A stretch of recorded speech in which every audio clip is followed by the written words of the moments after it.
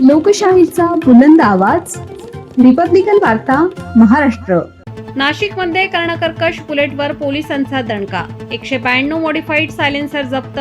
College road परिसरात मोठी कारवाई. जप्त सायलेन्सर रोड रोलर खाली नष्ट.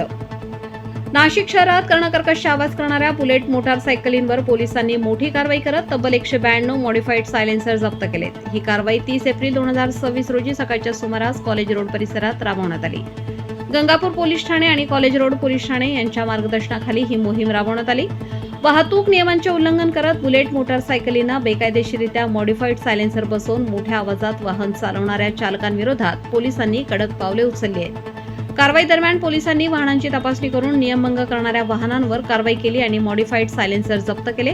विशेष म्हणजे जप्त करण्यात आलेले सायलेन्सर रोड रोलरच्या सहाय्याने नष्ट करण्यात आले, ज्यामुळे अशा प्रकारांना आळा बसावा हा उद्देश होता. कर्णकर्कश सायलेन्सरमुळे नागरिकांना मोठ्या प्रमाणात त्रास होत असल्याच्या तक्रारी वाढत होत्या. याची दखल घेत पोलिसांनी ही धडक कारवाई केली आहे. पुढील काळातही अशा प्रकारच्या बेशिस्त वाहन चालकांवर कठोर कारवाई सुरूच राहणार असल्याचा इशारा पोलिसांनी दिला आहे. रिपब्लिकन वार्ता महाराष्ट्र न्यूज साठी नाशिक शहर प्रतिनिधी विवेक बनकर. Subscribe now and press the bell icon. Never miss an update.